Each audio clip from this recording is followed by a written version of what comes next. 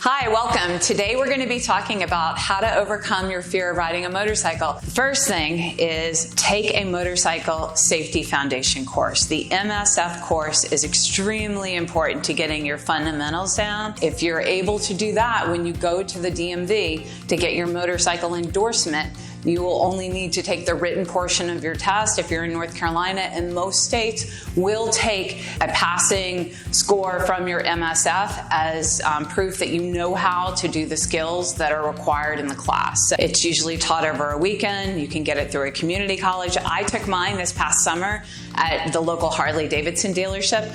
I would not stop there. I've taken additional classes. Most states offer some sort of program that allows you to ride along with highway patrolmen, and they have some mad skills. It's not about what you can do on your bike going fast. It's the slow maneuvering. Please, number one, take a motorcycle safety foundation course. Number two, wear the right gear. You want to make sure that you have on a good jacket, a quality material that has safety armor in it. This jacket from Klim, it's a mesh jacket. I've got elbow pads, shoulder pad, back pads.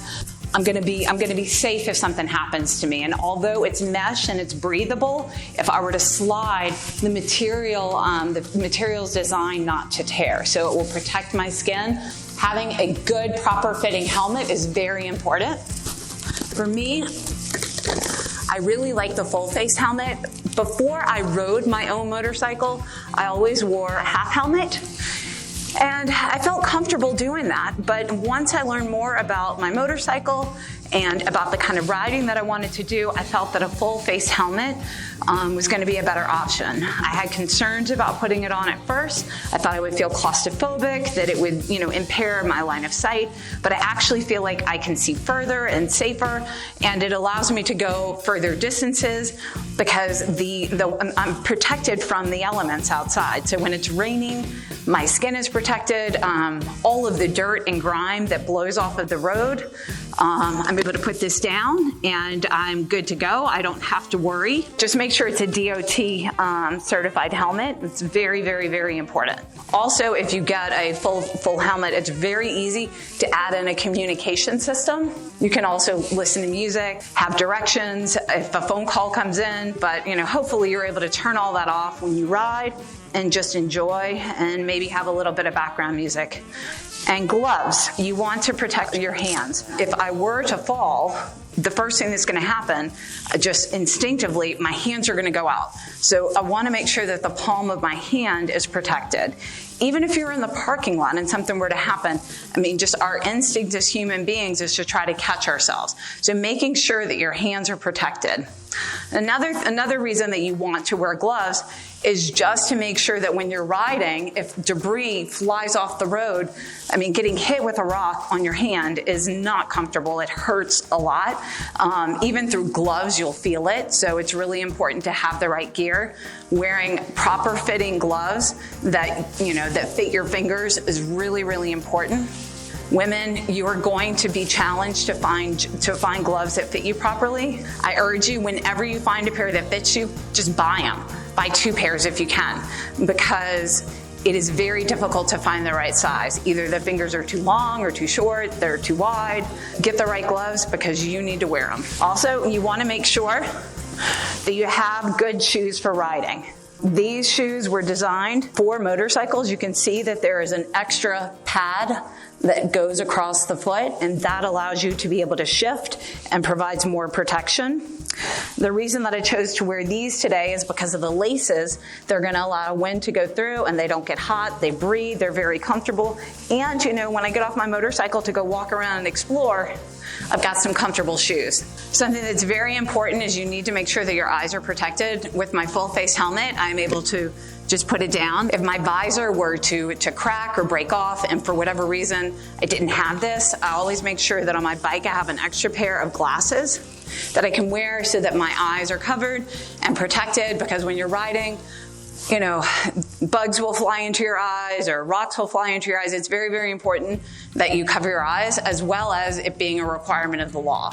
Number 3, make sure that your motorcycle maintenance is up to date and that there's nothing wrong with your bike. You want to do a pre-check of your motorcycle before you take off and ride. If you want to get the service manual for your bike, that will teach you what you need to do as far as your maintenance schedule, what the correct tire pressure should be, the correct oil pressure. But I'm just going to kind of walk you through on my bike the things that you need to check each time so that you can feel safe going out. First of all, you want to make sure you want to just take a look at it and make sure that everything looks right, that nothing is loose. As you walk around your bike, just make sure that everything is the way that it should be. Everything looks like it's in good working order. Nothing appears to be loose or falling off. Then you always, always, always want to check your tire pressure. I made an investment on my bike. It was a $5 add-on when I got my tires changed the last time. The right angle stem valve is so amazing. Like it saves your hands, and it's just a whole lot easier to be able to put on, and especially on these back tires for Harley. So come take a look down here. You'll see that the stem is right here. It's pointing out, which allows you like that. Then you're able to quickly check your air pressure. If you have problems like I did with a straight valve, just, when you go in to get your tires changed, ask them to put a right angle on there. It will make such a huge difference and a huge quality of life improvement. You also want to make sure that all of your handles are working properly. You need to make sure that your brake lever, that nothing is sticking on it. Over on your clutch, make sure that it fully engages. Check all of your wires to make sure that nothing is loose. On my bike, I actually have a cord that allows me to plug in my cell phone when I have it attached. So that's what this extra wire is. A lot of bikes do have that, but not all of them. You also want to make sure that your bags, if you have bags on, you want to make sure that they're attached and that they're latched all the way down. I've had a couple of friends lose their bags on the road because they weren't properly latched. So it just takes 1 second just to take a look, make sure it's locked, close it up, and then you don't have to worry. It's important to check your oil level each time before you go out. And you need to check in your manual, because I know on my bike I have 2 different levels, whether it's warm or hot.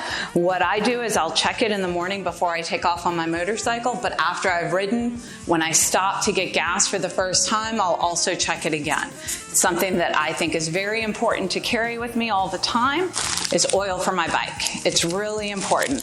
I found myself in the middle of Idaho without the right kind of oil, and it caused a problem. So I now always carry motor oil with me to make sure that I have what I need to be able to make it to the next stop. I like to travel a lot on my motorcycle, so I want to make sure that I have what I need. You also want to check your gears. You want to make sure that all of your instruments are lighting up properly. And obviously you want to check your fuel level. Then you want to make sure that you check your lights. It's really, really important to make sure that your lights are working properly. You want to make sure that your high beams come on. You want to make sure that your blinkers are working properly, as well as your brake lights. The belt is nice and tight. Everything looks good. There's no tears on anything, and before I take off, I want to make sure that the kickstand is working properly. Make sure the horn works. And I'm ready. I feel comfortable that my motorcycle is in good working order. Fourth thing to do to overcome your fear of riding your motorcycle is just to ride your own ride. This is done alone. You may have a passenger, but still, you as the rider, you need to ride to your own level of comfort. It's really, really, really important that you don't let other people push you. Just you ride to your own abilities. The more time that you spend doing this, more practice, the more comfortable you'll get. But just, baby steps. Just do what you feel comfortable with. My first 500 miles I spent in my neighborhood. I didn't even get out of my neighborhood for the first 500 miles because I didn't feel comfortable. But I've definitely made it out of my neighborhood now. I've got over 45,000 miles. I rode solo from North Carolina all the way to South Dakota and back.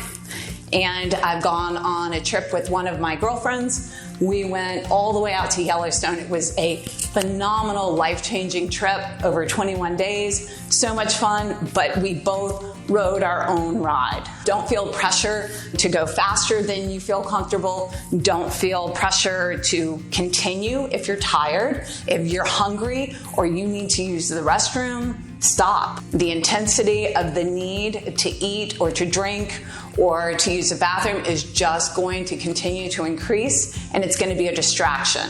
It's really important when you're on this motorcycle to not be distracted. So take care of things that you need to and just ride your own ride. And number 5, gear shifting gratitude. That's how you overcome your fear of riding a motorcycle. The advice that I had received was, relax, just relax. Well, it's hard to relax when someone's telling you to relax if you don't feel relaxed, and it doesn't help just to be told relax. When I first started riding, I can still remember that pit of my stomach feeling as I would approach a curve, and just this fear would come over me. Even though I was well within my speed, well within my ability, I still had this sensation, almost like being on a roller coaster. I remember hearing anecdotally at some point that fear and gratefulness cannot coexist, that you can't be afraid and you can't feel anxiety at the same time that you are feeling thankful or grateful.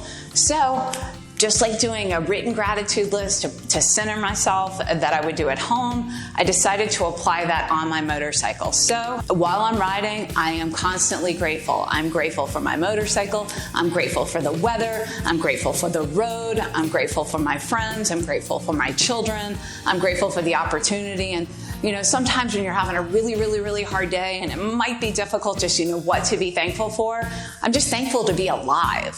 So with that gratitude, the fear went away. That sensation of feeling like I was on a roller coaster went away. All that I had to do was just repeat over and over again in my head what I was grateful for.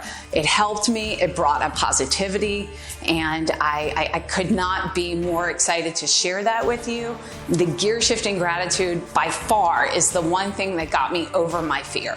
Like and subscribe, ring the bell. I believe in gear shifting gratitude, and I'm here to share it with you.